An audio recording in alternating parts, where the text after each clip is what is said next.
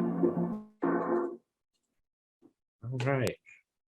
Welcome everybody to our first session after the keynote. I want to welcome you. I'm your moderator, Kyle Collins. I have a few housekeeping items to share with everyone before we get started. First, we ask that you keep your microphones on mute until you need to ask a question. You can place all of your questions at any time into the chat, and we'll make sure that we address those. We will be saving all of the questions from this presentation, as well as we are recording this session. So that recording will be made available to you after the close of the conference, excuse me. Lastly, closed captioning is available throughout the session if you'd like, and you're able to do that. Today's presentation is Instructional Designers Roundtable on OER technology, and your presenters are MJ Chalet. We have Shannon Brenner, Marilee May, and Jordan O'Connell.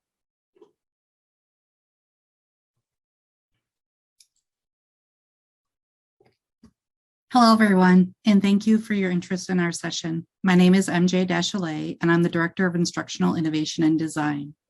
I joined NICC in the summer of 2017. At that time, Kyle shared with me his vision for an OER degree, a Z degree, as we called it, and additional work he would like to do in competency-based education. I was eager to become a part of the team and begin work. Our work in all of those areas and the full support of senior leadership has allowed our department to grow. Along with hiring an LMS administrator and an instructional system support specialist, we have added 3 instructional designers to our team and a Brightspace faculty support specialist in the last 4 years. 3 of my team members are here with me today to host this roundtable, and I'm going to let each of them introduce themselves. Shannon? Hi, I'm Shannon Brenner. I'm the newest instructional designer on the team, going on just about a year. And I have a background in student services and academic support in teaching. And so when I learned about the OER initiative, it was really exciting to me because I've worked with students, non-traditional students, and students who were struggling in a bunch of different ways, and students with disabilities. And so it's sort of a natural thing for OER to work really well for those students. Marilee? Hello, I'm Marilee May, and I've been fortunate enough to be able to wear 2 hats. I was a faculty member with NICC for 29 years, and recently I moved over to what we call the bright side, and I'm now a faculty support specialist. And I really got into OERs before OERs were even popular. I was always looking for how I could engage the students and really use things that were kind of out of the box, because sometimes the textbook for me became really boring. So I'm really excited about this presentation, and I hope that all of you ask a lot of questions. Next on to my team member, Jordan O'Connell. I'm Jordan O'Connell. I'm an instructional designer with the department now in my 2nd year. I was one of the original instructors who worked with this department before I was working for this department to create one of those Z courses, one of these courses that rely entirely on OER. And I'd been itching as an instructor for a long time to break into OER, to try OER, to use those resources. And so it was sort of the perfect alignment of all those ambitions I'd had for years as an instructor, trying to get my department to move this way. Finally, a group that was willing to go there with me. So glad to be part of the team. We wanted to start today by asking you to take this quick poll to tell us what comes to mind when you think about OER technology. So you can just scan that QR code with your phone, and I will also put the link in the chat in case you want to use your computer.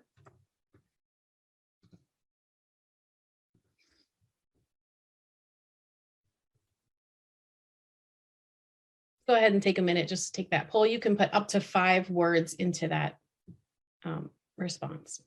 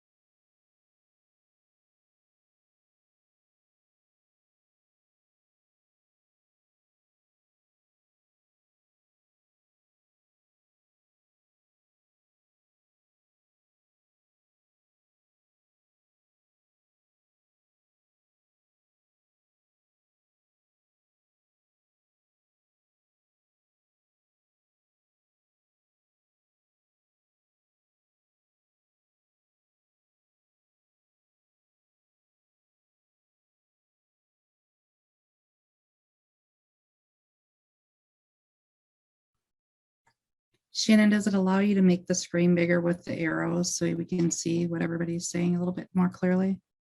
Give me 1 second.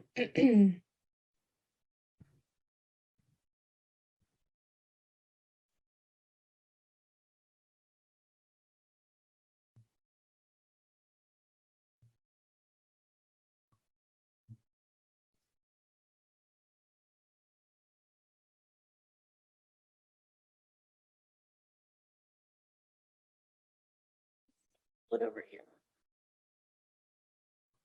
There we go. You see it now? Mm-hmm. Thank you.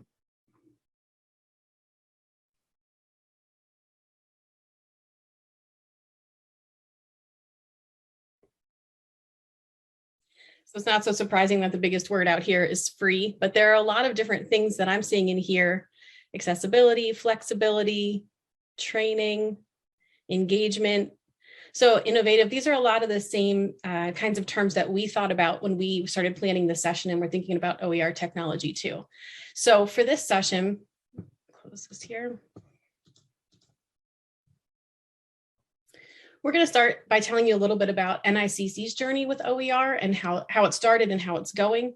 And then we're going to focus on two different sections when it comes to OER. We're going to start talking about selecting, and then we'll talk about implementation, and we'll finish with some resources and some final thoughts.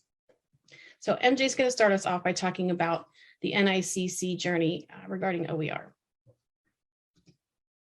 As I stated earlier, when I came to NICC, Kyle had this vision to create an online Z degree for our Associate of Arts program. That would be the first one developed in Iowa.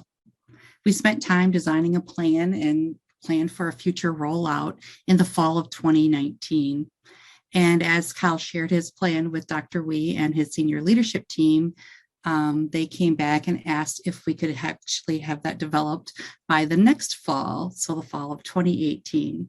And after some discussion, I was the only instructional designer on campus at the time, so it was kind of Kyle and I said, well, if they would be willing to give us more staff, we could surely get that done. So with the full support of senior leadership, we were able to hire 2 additional instructional designers, and were successful in rolling out the Z degree the following fall in 2018.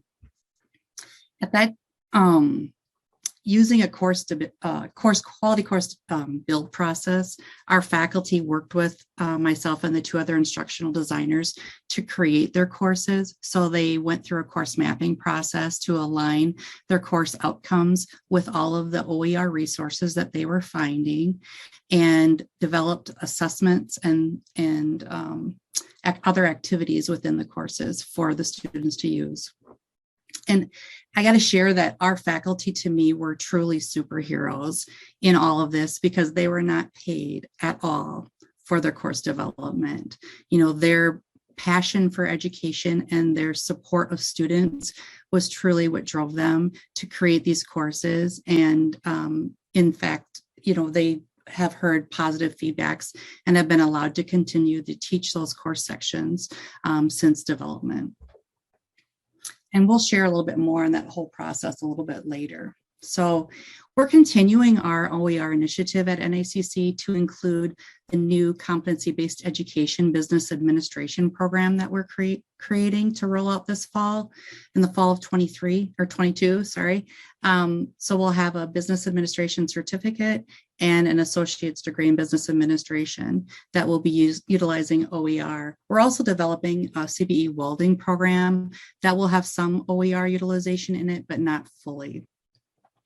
And so yesterday, our college also released an OER grant opportunity for our faculty who will be paid an actual stipend for seeking out OER to use in course sections that are department approved. And they will need to actually map those OER to the course outcomes through our blueprint mapping process. So as a final note, we quickly saw the success of Z courses, you know, and in hindsight, maybe not necessarily the Z degree in general, but students would seek out the Z courses in the system to not have to pay for the textbook costs. And so they've appreciated the cost savings, and actually to not have to wait for a textbook from the bookstore.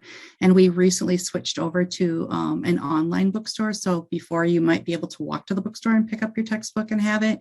Now they're sometimes waiting up to 2 weeks. And with COVID and all the shortages this last year, sometimes it's been 4 weeks before students were getting textbooks. So they're realizing the value of having the OER actually built into the courses, because that's something that we help support faculty with. And although we don't have all data on all courses that utilize OER, as there's so many that have adopted it outside of our department. So in just taking the data from our Z degree, we've realized cost savings of over $400,000 in the last 3 years for students. So we're pretty proud of that and excited about the future of OER adoption at NICC. So I'm going to turn it over to Shannon, who will talk a little bit about accessibility with OER. We find that students are just, it's easier for them to access the materials with the OER that are used in these courses. So for example, we use a read speaking tool called Read Speaker that our students can use to listen to material in our LMS, which is D2L Brightspace. And when instructors use OER, they are more readily available to use with Read Speaker. So the students can go in, they can listen to their content if they need it, and they don't typically have issues. We also use a tool called Ally in our LMS that checks all of the content or most of the content for accessibility issues.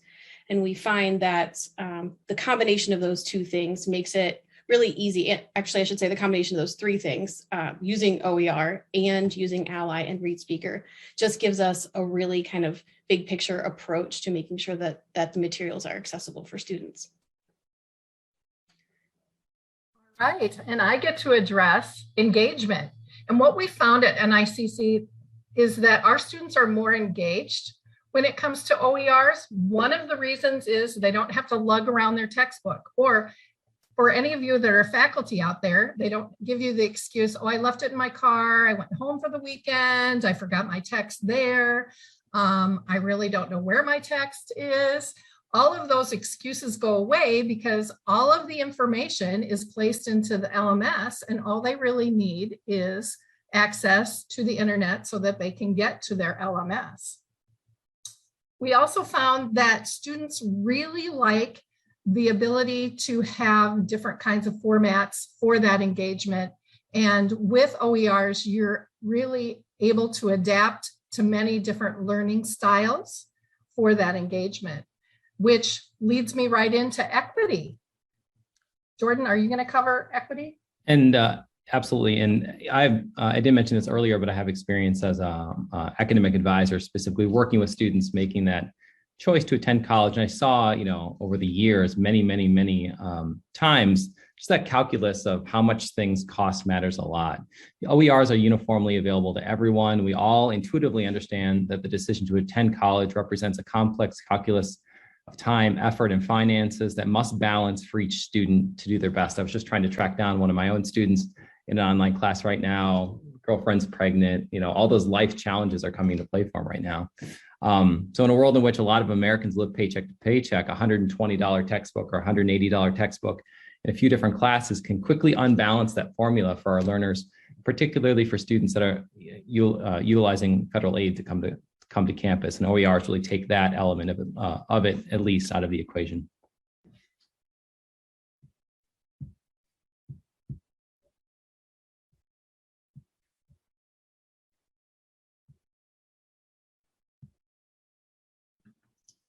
Here, we'd like to take a few minutes to hear from an NICC adjunct instructor who teaches anatomy and physiology for us.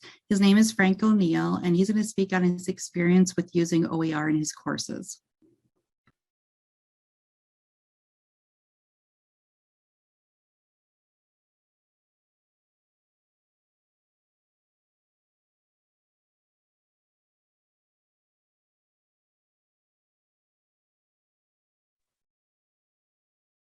I'm not hearing anything, Shannon. Shannon, you'll need to share the sound.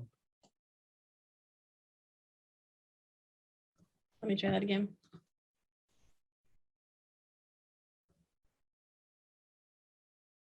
Hey everyone, my name is Frank ONeill. I was asked to speak a little bit about my experience with open education resources and kind of my thoughts about it over the years. I was hesitant at first, like I'm sure many of you are. And I was really nervous about finding the perfect resource and would I be able to make an open education resource work for me and my students. But then I realized that we're complaining about publisher materials the same way. This book is missing this, or this book is better for one thing and this book's better for another thing.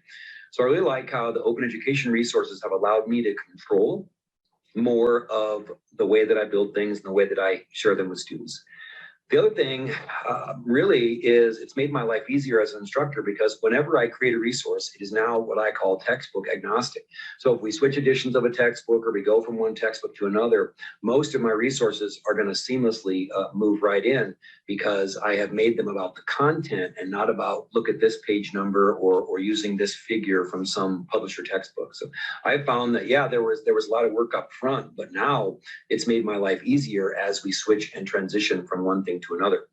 So I really like the aspect of control that open education resources have given me. The other thing that I really like is more of the connection. I make a lot of videos, but I make a lot of resources and the students can tell that I make them, whether they're videos or written resources, doesn't matter. And I'm constantly giving feedback about how they can feel my engagement and they can feel that I'm connected to them in the course. I'm not just sharing publisher resources. I'm not sharing other people's videos. So even if it doesn't enhance the learning, which I think it does, and obviously it overcomes barriers like cost and access, but my students, especially my online students, feel so much more connected to me. And to me, that's worth all the time and all the energy that I put into creating these resources. It's worth it just for that one piece, the fact that the students feel my presence in the course. So I would say the control that it's given me, the connection that it's given me with the students. I mean, these are plenty of reasons enough to stay focused on using open education resources. Now, as far as the students, I think this is going to be covered in other parts of the presentation, but I've already talked about eliminating barriers and decreasing costs. Those are all great things, but I really wanted to talk more about maybe some of the potential benefits for us as faculty. So where would you begin? I would say a couple of things. Number one, you're already using open education resources. You're already creating them, right? Anytime you share something with a student that can be freely shared, you're using an open education resource. I think, every week I send out an email to my students, well, based on what they shared in the discussion posts, and here's some extra resources based on your needs. And I realize that what I'm doing every week is basically a really ugly blog post, but it's basically an open education resource. So I think unless you're just uploading textbook publisher PowerPoints and links to the textbook, you're already curating information. You're already curating resources. So just continue to do that. That's the first thing I want to tell you is you already are.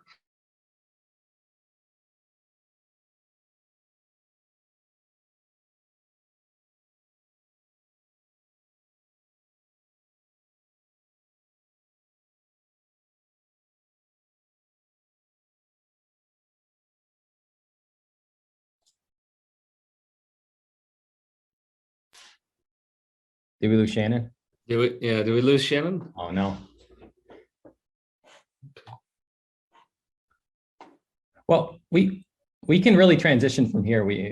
And Shannon will be able to join us back. So, well, let's see here. Who's got the presentation, I guess?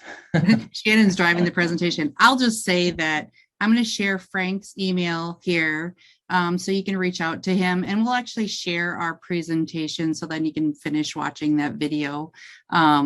Frank has really embraced and done a lot. He has his own YouTube channel, Grow Gray Matter, it's called, where he has a lot of videos, and he's actually going to be working on some intro to nutrition videos as well for a course that he's developing with open educational resources and with another nutrition instructor on our campus. And so, for him, he's found lots of amazing resources to teach anatomy and physiology. And I think communities of people are coming together, especially if you use OpenStax. They've really gone a long way to develop course cartridges that you can insert into your courses. And also faculty are uploading their resources right to the hub. So that way you can find resources there. So I think OpenStax has really become a strong leader in some of these things and has kind of been our go-to. But now we're finding faculty that are interested in building OER from multiple sources, multiple textbooks that they found. And we haven't moved yet into, but we're in discussion to possibly utilize Pressbooks or other tools for our faculty to truly like design their own textbook and write it. And we find that there are some students that actually physically still want a book, and they may want to buy it from the bookstore. So we also look at ways to have that PDF option that Academos can have printed for the student, so that the student can actually have a physical textbook in their hands if that's what they choose. So I'm not sure what we do. We have Shannon back. So Shannon, are you ready to take over? Sorry, we lost you. I'm here. Sorry about that. I think my computer did not like me trying to share a video in a Zoom. Yeah, so we'll just pass by that, Shannon. We kind of wrapped it up, and we'll just share the presentation. They can finish watching it. That's fine. I just need Kyle to give me permission to screen share again.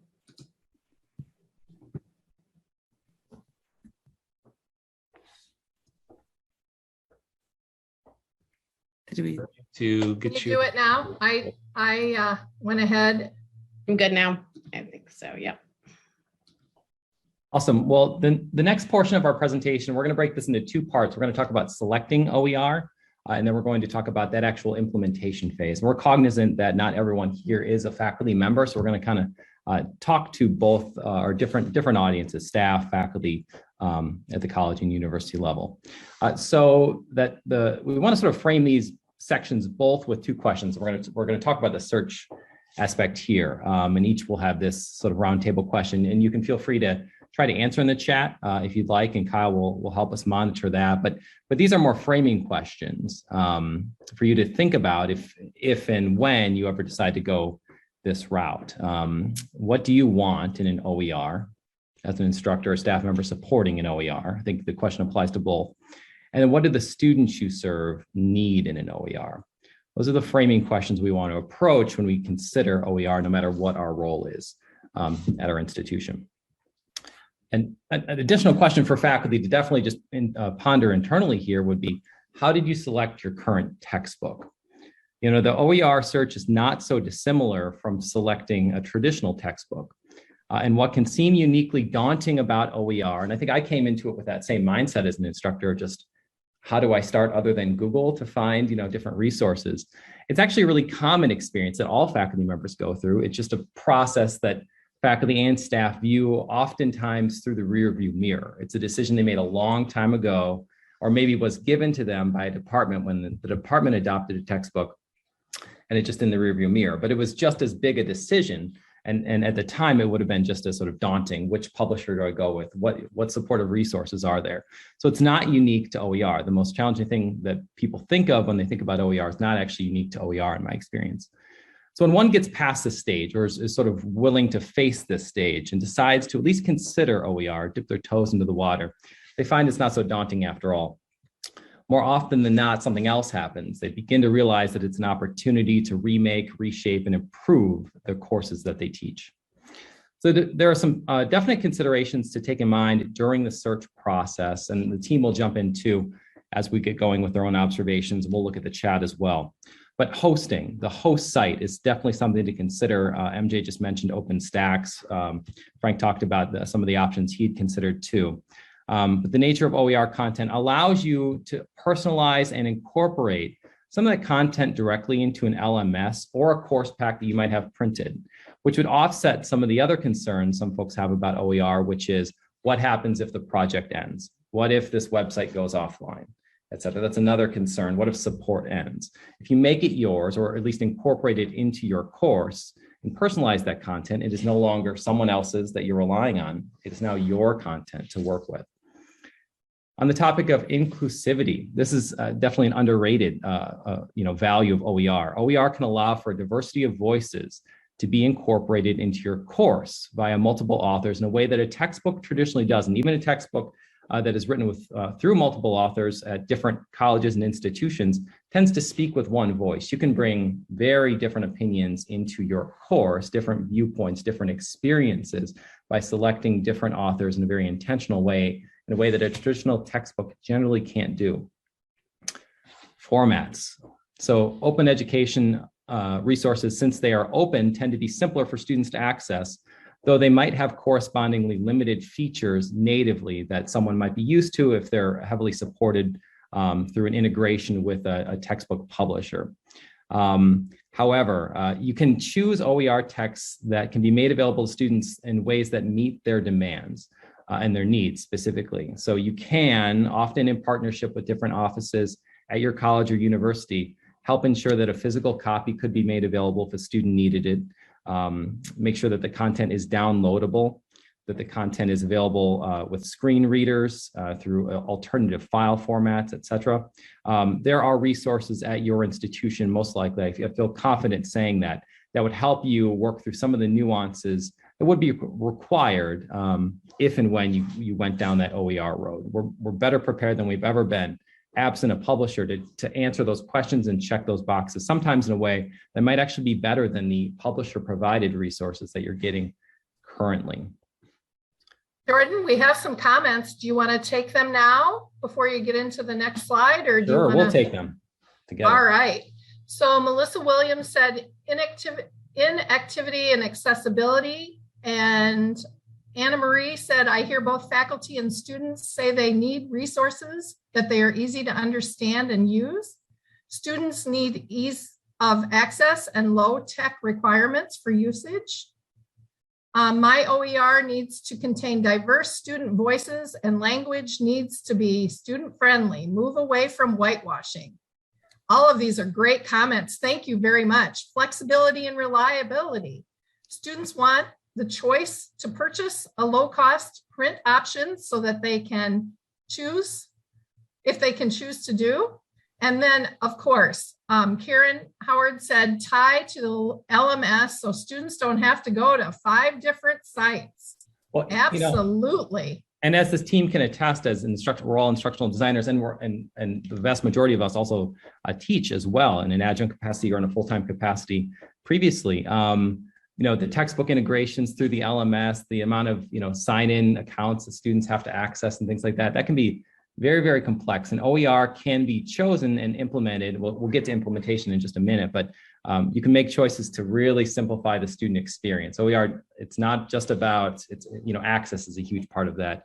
And the adopter, him or herself, or the adopter can really make that a priority during that adoption process.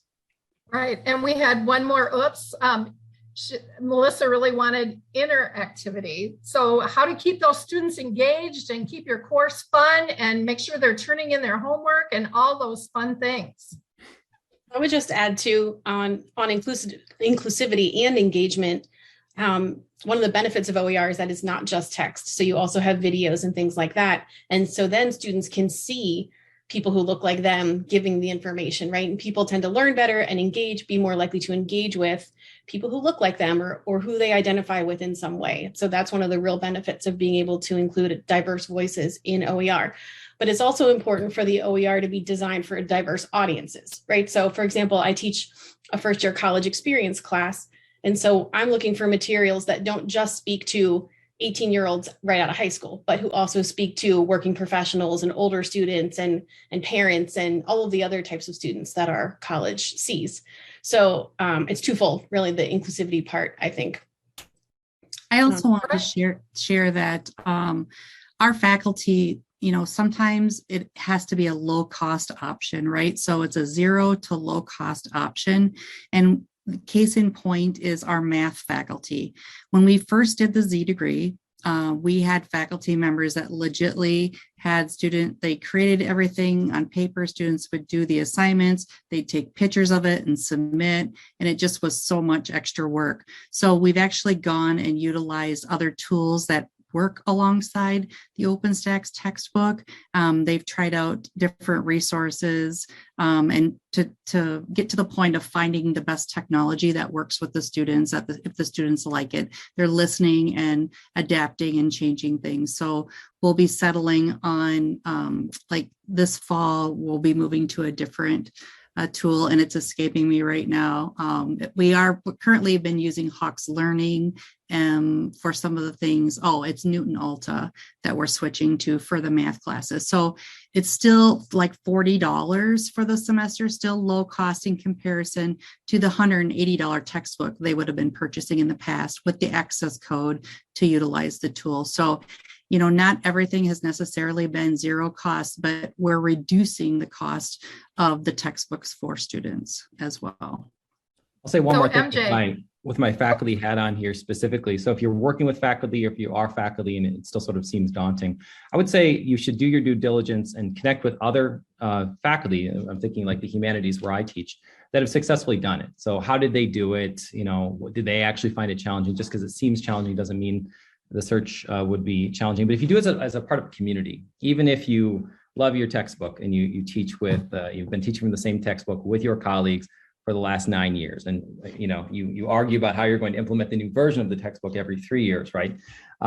If you connect with that group and talk to that group, but then go outside that group, I think you'll find, I was in a meeting just a few weeks ago with American government instructors, and they were very eager to hear that I had made this transition in my American government course.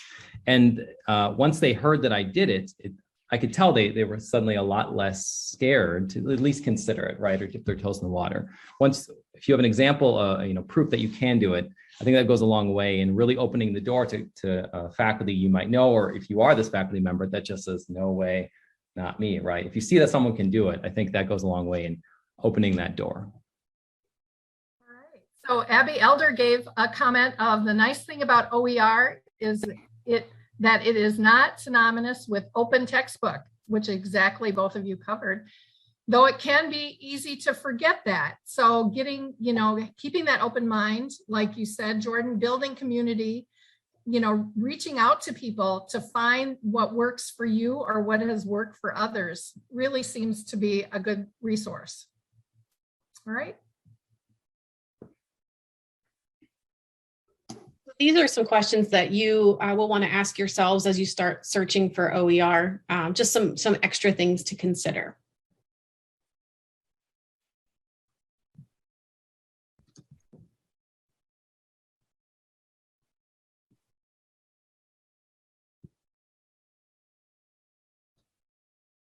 All right, so now we're going to switch gears a little bit and we're going to put the OER into action. So these are, whenever you see a slide like this, you're going to automatically think, okay, these are questions to ponder. How do you incorporate the OER content in a course? And how do students successfully engage with OER materials?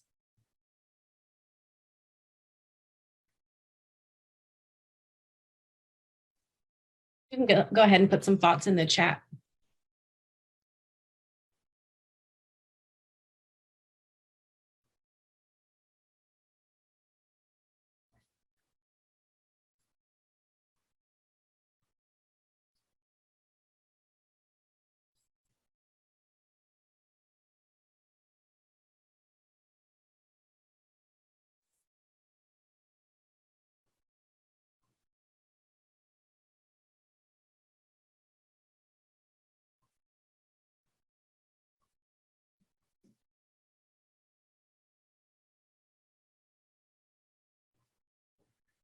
In some of the comments that I'm seeing, I would have to agree with one of the things that through our Z degree, we were cognizant of is putting in information to tell the students what to do, that it wasn't necessarily just a link, to give them instruction on they needed to read this or complete this or submit this, because we did a heavy surveying throughout the development and actually flipped our design midstream when students were sick, they don't want to read everything. So incorporating in things like podcasts and videos and other things, but truly instructing students on what to do. We started off with having all of the assignments and everything in a separate folder, but then realized they weren't reading any of the information or viewing anything. So then we kind of put things in the order that they needed to complete them.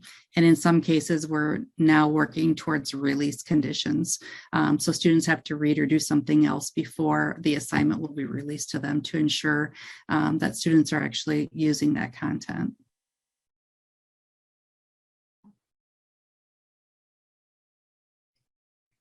Marilee, if you want to go ahead.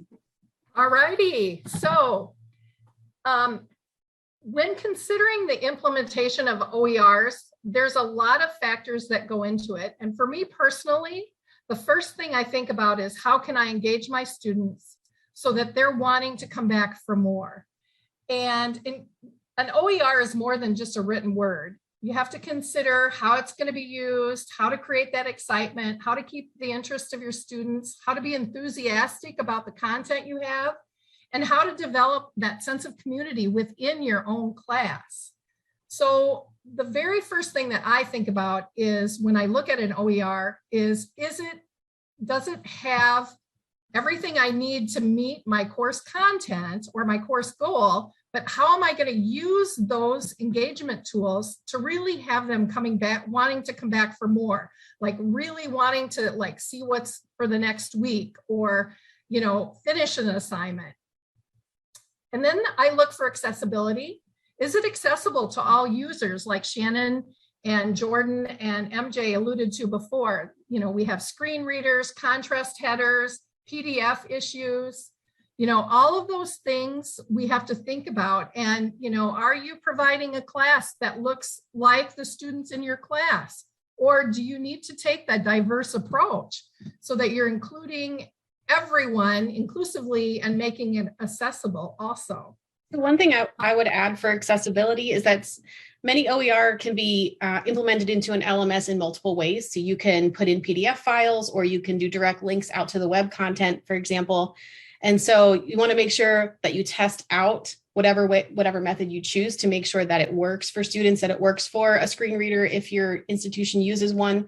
But we have found that many PDF files are not accessible. So even if they are thought to be, our accessibility checker proves otherwise. And so we have found that it is best in pretty much all cases to link directly out to the web content for these OER materials. The students can read them out there and they can easily use screen readers with them there. But you could also provide both. I would probably recommend in most cases providing both options because a PDF is easier if a student wants to print it, but the direct link will be easier for students who want to listen to it. And that leads us into the sustainability of the course itself. I know that there's been some talk, you know, like sometimes links break or a video disappears. I really try to go out and find resources that I know have been tested. And I know Karen just put in the chat, make sure that you're looking at all of these things as from a student perspective, what they're actually seeing in your course or in your LMS. And then way back to what Frank ONeill said in his 5-minute flare, the autonomy is all yours. You can create from many different resources, have it all in one place for your students. They, you know, a one-stop shop, I call it, and you can be as robust, you can have that academic freedom, and you can allow yourself to even become more excited about teaching. Because I will tell you, I taught for 29 years, and sometimes you do become a little complacent, and I'd have to jack myself up and say, what can I do to make this more interesting for me? I know we're student-based and it's really important that the students learn, but sometimes we have to get that energy going also. So did I miss anything? MJ, Jordan, do you have anything to add? Shannon? Yeah, a couple of things. There's a comment in here about interactive content and specifically mentioned H5P. We actually are an H5P institution and did purchase the rights to integrate it into our LMS, so to allow for the grading and things like that. So we have developed a lot of fun H5P activities, and we have some instructors that have embraced that and are using it in daily activities to quiz their students or to facilitate more of that formative learning. So that has actually been a tool that faculty are utilizing. Again, for us, the strength was when our college actually purchased the integration. So I would highly recommend that if that's possible. And then talking about using interactive OER and things like that when you don't have possibly the support. And we realize at NICC how fortunate we are to have a design staff as large as we do, and having people on our staff that truly understand the technology tools and are willing to train and support faculty. So we're very fortunate and we truly understand that. So, there are so many tremendous resources out there for these tools and videos and things like that that you can watch. If you're ever looking for H5P or interested in that, Mary Lee is our resident expert, and she truly, truly loves to work on that stuff. So I think having support as much or wherever you can find it, whether it's from colleagues or your librarian staff or your online departments or your CIS departments or whoever can support you, please reach out to those people. And there's also a lot of, I think, resources available even through like social media, Facebook, LinkedIn, a lot of websites where you can join in community discussions and learn more and share things that way as well. One more thing before we move on. I know we're getting short on time, but I wanted to mention, going back to accessibility and inclusion, is that when you do decide to implement your OER, see how they look on a phone. You'd be surprised at how many students go through entire courses on their cell phones. And so you want to make sure that whatever method you use to implement, that it is accessible on those devices. That's a great point. Great point. All right. Go ahead. Just going to say, here are some questions to leave you with in terms of implementation, things to think about as you begin your process. Another thing I guess I'd like to say too, I just thought of for sustainability, and Mary Lee was talking about checking links. As OER have changed, we found a lot of links that have changed or been broken and things like that. So checking courses, if you're truly linking out to content, the one downfall of that is before each run of a course, you legitimately need to walk through and click on links and check and verify that information. So the other thing too, with our course builds, we're working towards where courses would be redeveloped every so many years. And we're trying to define what that perfect point is. Right now, it's kind of been along the way, but we want to get to the point where a course will be set then for 3 years and we won't touch it unless something is broken or whatever. But as far as mapping the content and assessments and things like that, we'd like to maintain that course for like 3 years. So then that helps with our staff's time and not having to be updating so many things. Back to the broken links. I love this because students will let you know when you have a broken link, and they almost shame you into that broken link. And then again, some of them have gotten smart and said at the end of if you maybe did an assessment over something that had a broken link, said, oh, well, the link didn't work. So we've all ran into those kind of situations, but I try, to prep when I was teaching, tried to prep my class even just the week before, because things can happen. That's a great point, MJ.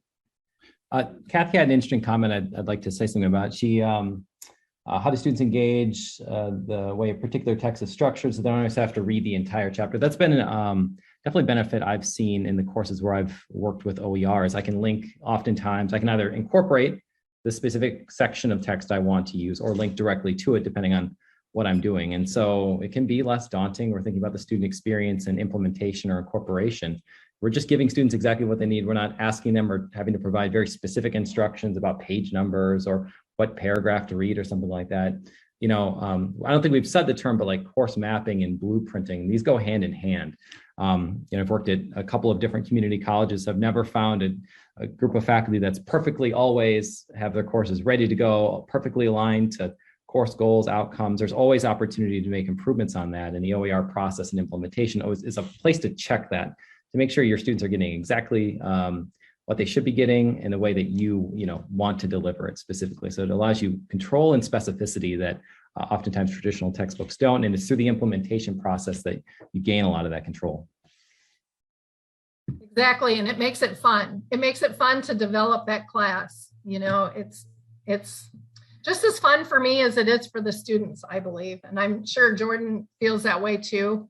And Shannon and MJ as our driver, she makes sure that we stay on task. So we love what we do. And that's, 90% of the battle.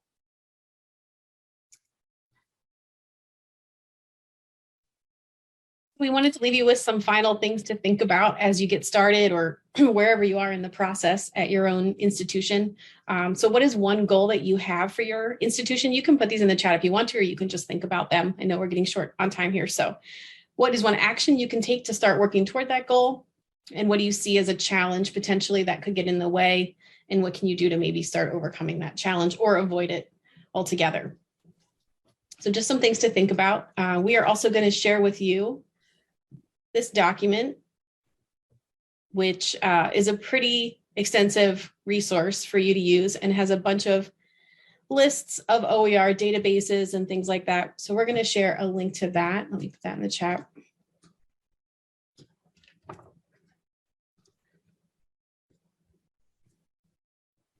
So please. I love what Kathy just said. She said, change at least one for one OER each academic year. Yeah, and that was one point that we didn't really, you don't have to do everything. Just pick one thing and implement it and see how it works. And, we all know that each class comes with its own energy. And if things don't work, then change it up. That's a really good point. Yeah, or like Frank said in his video, you could start with one unit or one chapter. Maybe there's a course that the textbook just doesn't cover one thing that you want to do in the class. Try using an OER just for that material, and then add a little bit more the next time and keep working until you find resources to cover the whole class. Or add a game to each unit and see how your students respond. There's endless ways of, just taking baby steps toward that big goal. So any final questions, please feel free to put them in the chat and we'll spend the last couple of minutes here answering what we can. And feel free to reach out. Our emails are on the screen. Feel free to reach out if you have any questions about things that we've talked about. Again, we'll share the presentation. I know links have been put in the course, but we'll actually put it out into the portal so that way it'll be available there with our presentation. So hopefully with the presentation, we can actually get the real video of Frank's placed in there. So the whole thing will be actually in the presentation then. So we just want to thank everybody for your time today. It was enjoyable for us to get together and reflect on our time working on building the Z degree and implementing OER, and to be excited about the future with this OER grant initiative that the college is doing. We've gotten so many questions already in the last couple of days from faculty, and the resource that we have developed, we keep adding to it. So if you see a mistake or a link is broken, please let us know in that, but please use those resources as well with your schools and with your journey to OER. Again, there's so many wonderful things out there. And I appreciate that the most about open educational resources is I found that sharing between educators has truly helping us move away from, well, this is my course and I designed it and no one's going to get it.